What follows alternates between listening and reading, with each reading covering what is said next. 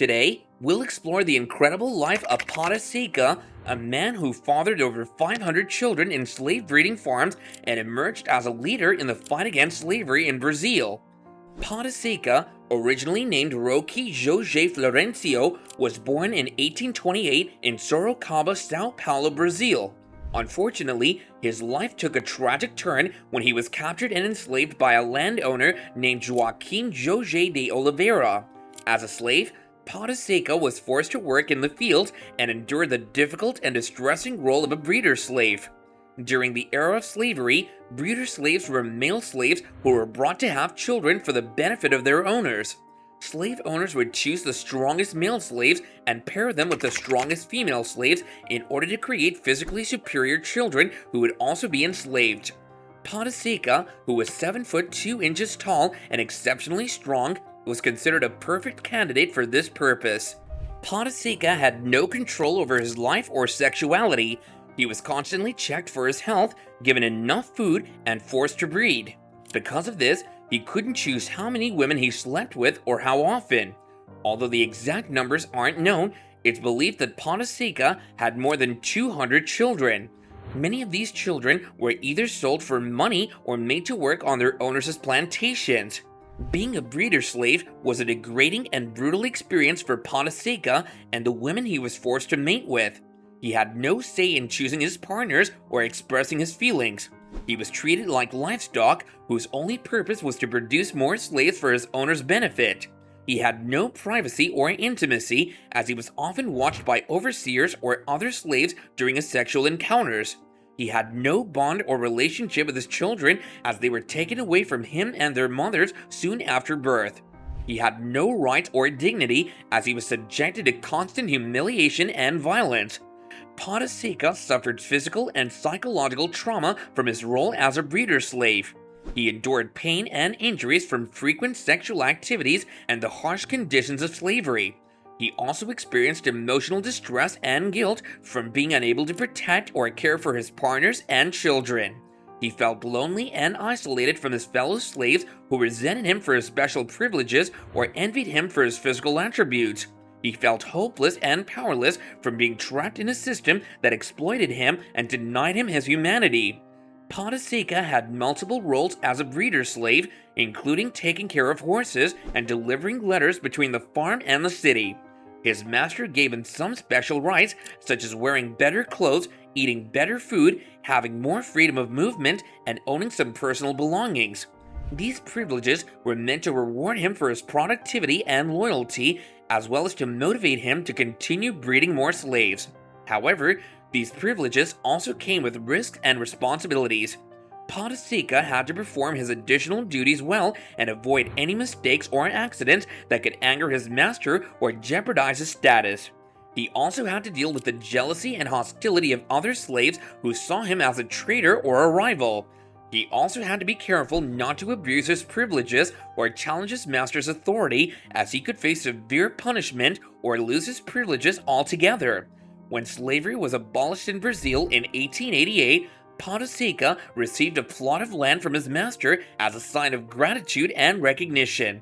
This was a rare and generous gesture, as former slaves were left without any resources or support after emancipation. Pata Seca used this opportunity to start a new life for himself. Following his freedom, Pata Seca found love and companionship in a woman named Palmira, whom he later married. Together, they were blessed with 9 children, forming the bedrock of their own family. In the land given to him by his former master, Pata Seca dedicated himself to building a new life for his loved ones. Embracing the role of a farmer, he owned and operated CDO Pata Seca, which was his very own farm where he focused on farming and producing rapadura. Rapadura is a special treat made by boiling sugarcane juice until it turns into a solid block. It has a lot of calories, vitamins, and minerals, and it's used as a natural sweetener in Brazil and other Latin American countries. Pata Seca worked tirelessly to support his family and pursue his dreams for a better future. Pata Seca's life took a tragic turn one morning when he accidentally stepped on a nail. This caused a severe injury that led to tetanus.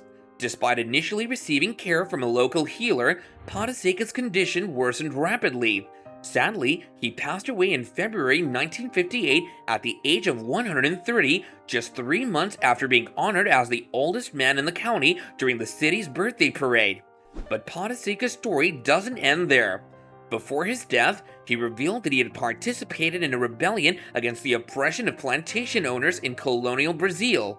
Pata Seca had led a revolt of escaped slaves who formed their own community called Catuca, which was a significant and large quilombo, a settlement of runaway slaves resisting slavery in Brazilian history. Catuca was formed in 1817 during the Pernambucan Revolution. This was a time when many enslaved people took the chance to escape from their owners and join the rebels who were fighting for independence from Portugal. Instead of being just one village, Catuco was made up of several small groups spread out in the forests and mangroves of Pernambuco. The people in Catuca, known as quilombolas, were very skilled at moving around and communicating with each other. They often attacked plantations, roads, and towns to get food, weapons, and supplies. Catuca was a very powerful symbol of resistance and brought together diverse cultures. The quilombolas proudly followed their African traditions and languages while also incorporating elements from indigenous and European cultures.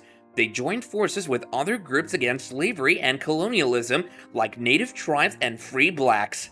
Catuca was seen as a major threat to the slave system and the colonial authorities, which led to frequent attacks by hired militias.